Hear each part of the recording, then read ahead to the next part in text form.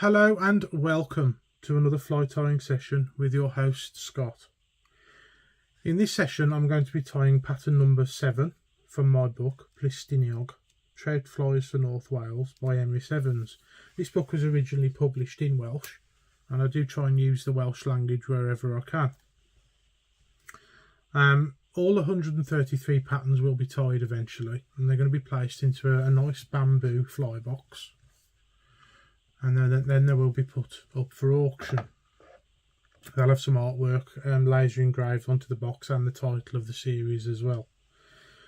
All of the flies that I tie on camera will be in the box. It's not going to be a substitute. I'm not making several of these boxes. There is only going to be one box. So hopefully that clears that one up. This particular pattern is called Rhwyfwr Bach Guto Glan, pattern number 7 on page 23. Guto Glan was the gentleman's nickname. He was named after his house, Glanabba, in the Manod. His actual name was Griffith Morris Williams, and he received some flies off an enigmatic old gentleman, to quote the text almost directly. We don't know who this old gentleman was, but this particular fly was particularly effective.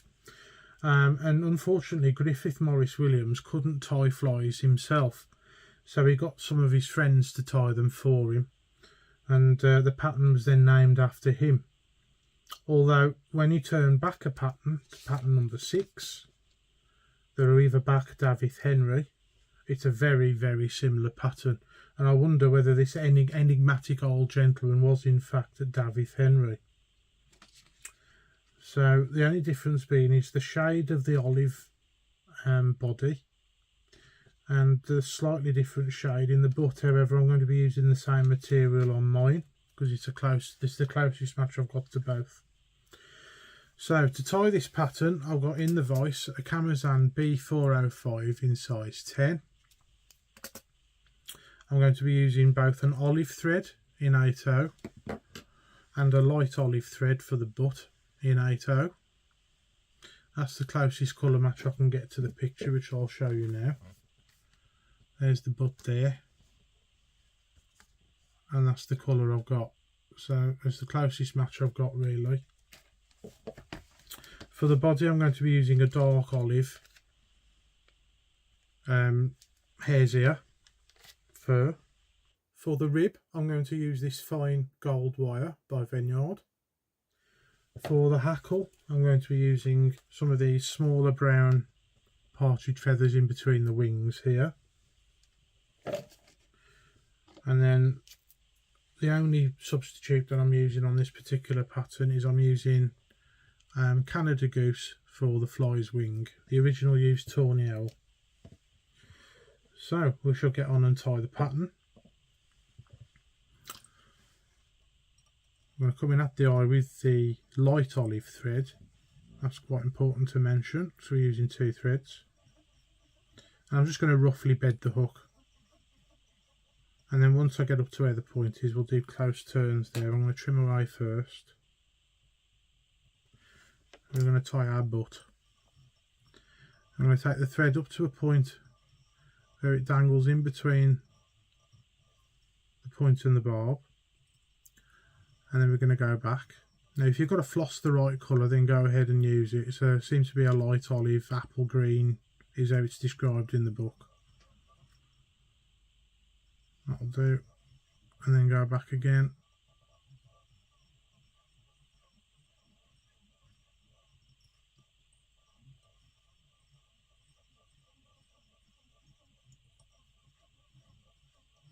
And that will do us for the butt.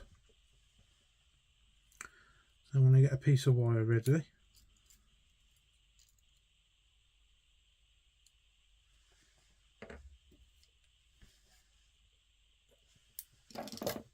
And we're going to just tie that in with the light olive thread.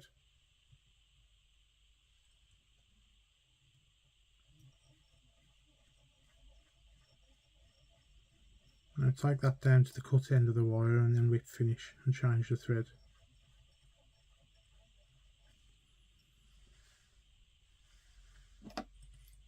You could just half hitch it if you wanted to as well.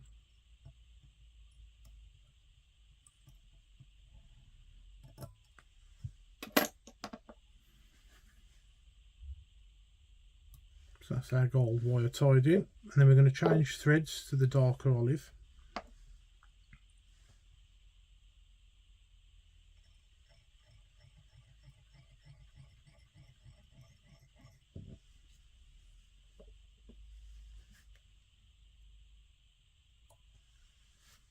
Trim away. I'm going to take that thread up to the base of the butt.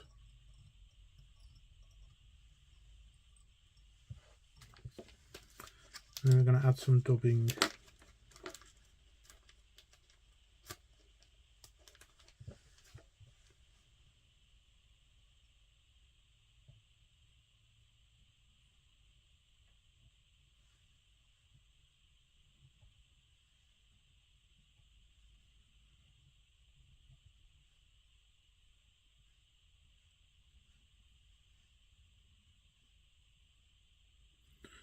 We can just basically make a nice even rope with the dubbing.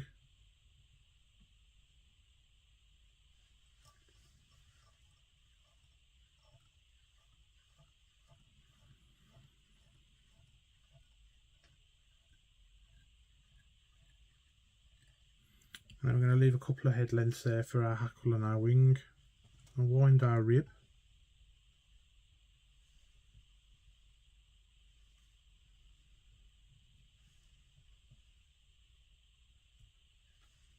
Now, according to the text, this fly was primarily used at night, apparently. A lot of these flies are so far, the sedges. I don't see any harm in using them in the day as well. I think it was meant to be a dropper pattern. They used to like to fish with a size 8 on the point, apparently. And then we're going to get our brush and tease some of this dubbing out a little bit.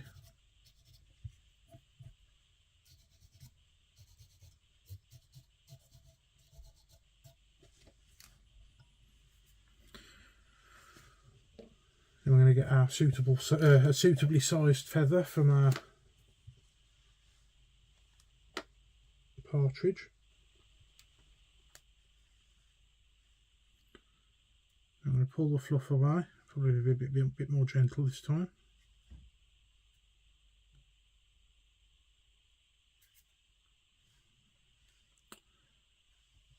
Then we find the point of the feather. Now the feather's got a natural curve. I like to have the curve facing the fly.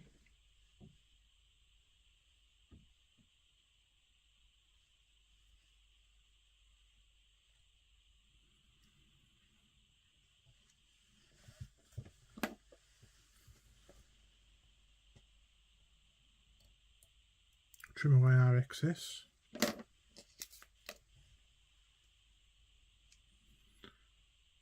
And get your hackle pliers and wind the hackle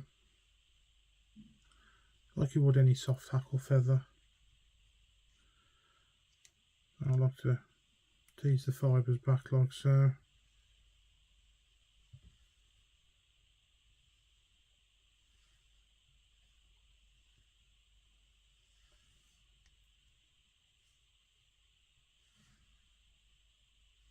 And then tie it in.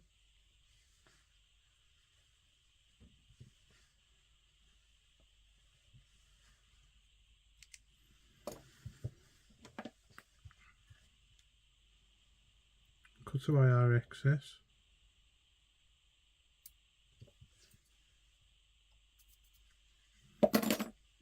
There's a few going forward, so you want to push those back and then down to create your beard.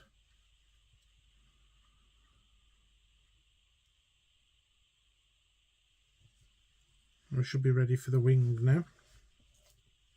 I'm going to do your side first.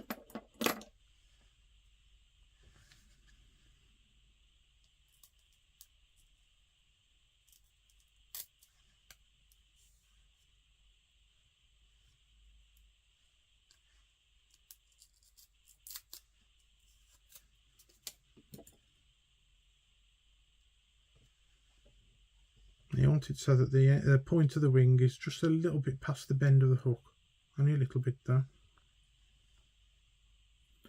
Put a loose winging loop in and then gently pull tight.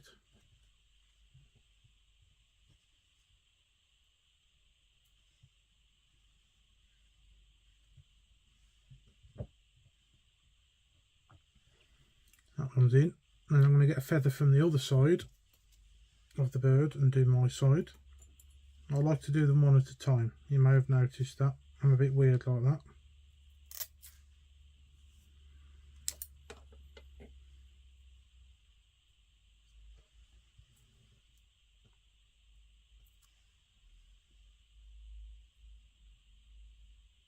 And again, loose winging loop.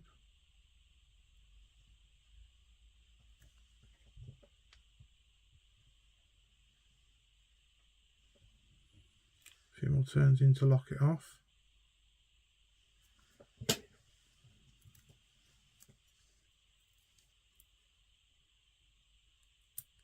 And trim away our excess.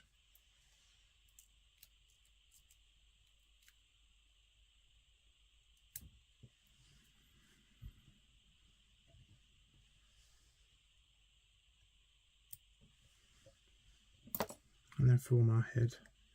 I go to the eye and then move back.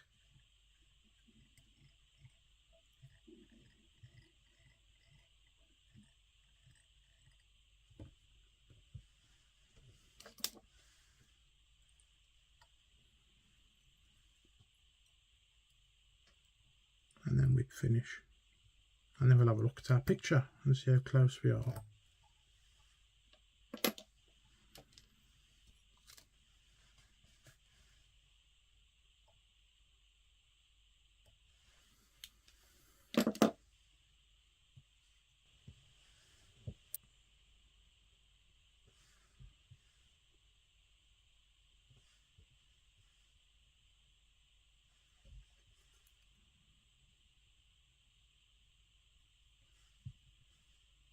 And that should match the colour of the thread used to tie the fly in the book a little bit more closely, because it will go darker with the moisture of the varnish. So we'll have another look.